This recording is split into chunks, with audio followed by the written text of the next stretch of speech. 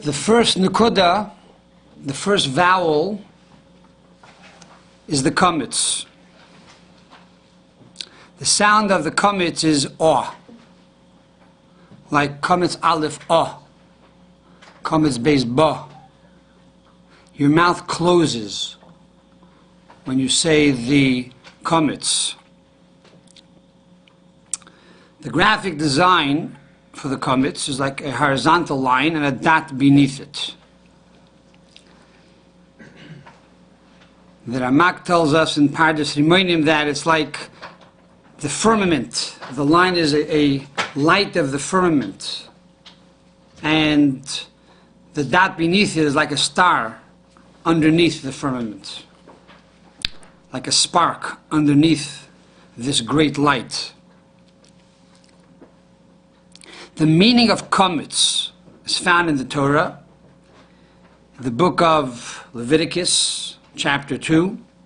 And there it says that a Kohen should take from the meal offering. In other words, if somebody wants to come closer to God and bring a korban, and they cannot afford to bring an animal, they could bring flour, a meal offering. And they mix the flour with oil, and the Kohen takes his hand, puts it into the flour, v'kamatz misham leikumsoi. He then closes his hand on the flour and he takes a kamitza. A kamitza means he closed his hand. It's actually 3 fingers of flour, and he takes these 3 fingers of flour and he puts it onto the altar. That's called a kamitza. For kamatz means to close. And vaniseres, the leftover of the flour, is all kodesh kodashim, is all holy. And here we see a lesson immediately that not only is the actual kamitza that one gives to God directly on the altar holy, but even the leftovers. If a person is able to serve God with the leftovers, the rest of the day, the business day, when he eats and he drinks and he's conversing and he's doing business and playing sports to serve God as well, then even that becomes holy. So the meaning of Kamatz means hidden and closed. The sephira, or the attribute of the Kamatz, is the sephira of Keter. The sephira of crown. The crown is higher than the 10 attributes of intellect and emotion. The crown, which is Keter, alludes to desire and pleasure. If a person desires something, then intellectually he will find, or she will find, many reasons why to do it. So Keter, which is desire and pleasure, is above intellect. Now this is the Kamatz. It's closed because it's very difficult to approach, and primarily it's closed off from the powers of impurity. God hides it, God conceals it, and gives it to the righteous.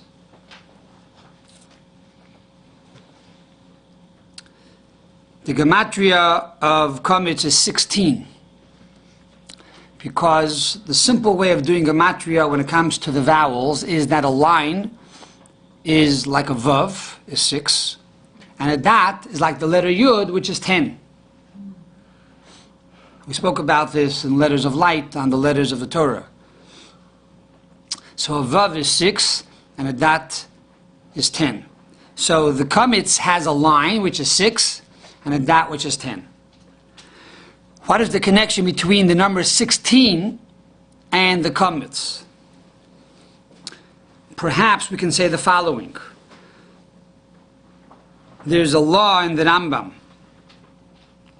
The Rambam writes in the laws of Zechio Matana, chapter 11, he says if a person who is very sick says, Tenu loy boy chelik latfiach, he says, give that person a cup of wine from my pit. How much should he give him? Says the Rambam, you should give that person only chelek mishisar asar min hayayin shebebar. You should give him only 1/16 of the wine that is in the pit. And then the Rambam concludes, Shaharei gila daitoi shel chelik muad neskaven, because this person revealed his thoughts that he only wants to give a very small part to this individual.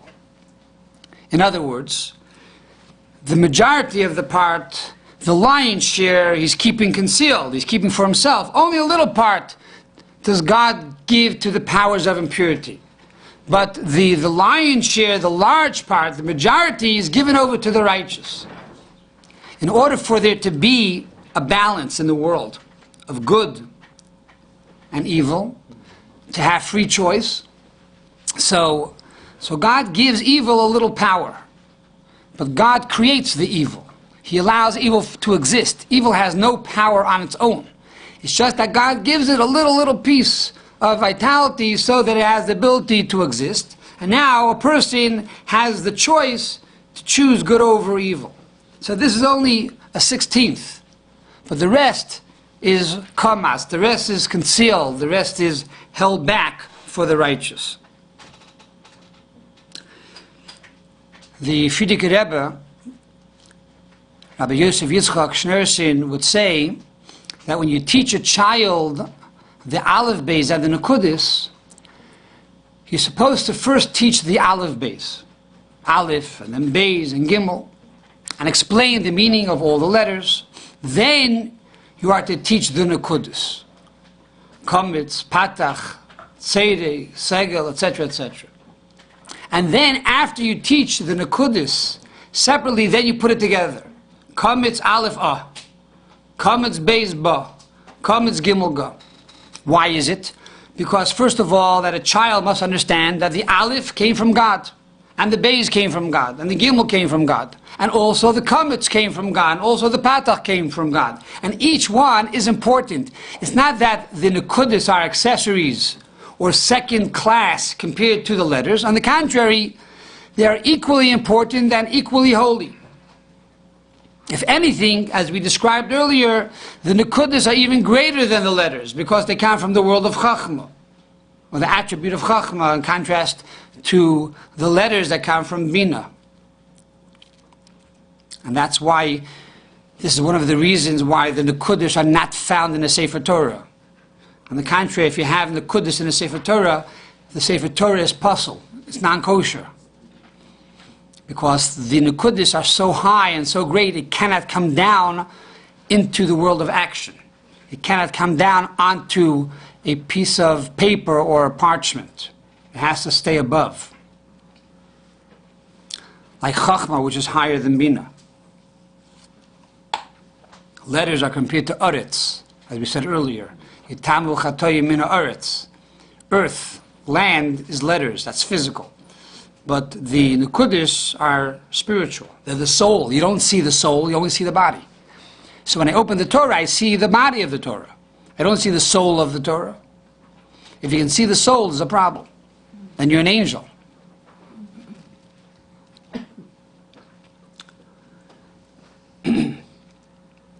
So these Nikudot were given to us by God. And therefore, says the Frierdiker Rebbe, when you teach a child Kamatz Aleph, you must tell the child that you should know this Kamatz Aleph is the first thing that God said when He gave the Ten Commandments. What did He say? Anochi Hashem Elokecha. I am God your Lord. How do you spell Anochi? Kamatz Aleph. Kamatz Aleph are the first letters of the Ten Commandments. The first letter is an Aleph, and the first Nekuda is a Kamatz. So when you teach a child Kamatz Aleph you tell him you now are connected with God, who gave the 10 commandments, and in truth, the entire Torah, all 613 commandments are found within the 10 commandments, and all the 10 commandments are found within the first of the 10 commandments, and the entire first commandment is found within the first word, and the entire first word is found within the very first letter. So this Aleph of Anochi has within it the entire Torah, the entire 24 books of the prophets, the entire 60 books of the Talmud, and all the books of the Kabbalah and the Halacha and the Mishnah and the commentaries until the end of time. That is the power of this Aleph, Kamatz Aleph. And when a child is empowered with Kamatz Aleph, understanding that when he is saying Kamatz Aleph, he is connecting himself with God, the creator of the universe, who said, Anochi Hashem Elikecha. This gives a child inspiration to want to learn on Kamatz Beis Ba, and Kamatz Gimel Ga, and Kamatz Daled Da, knowing that he has within him this energy in which God created the entire world, and this energy in which God appeared and revealed himself on Sinai. So this is the meaning of Kamatz, and every one of us has that ability to connect with God and truly find the secrets that lie within this Nikudot.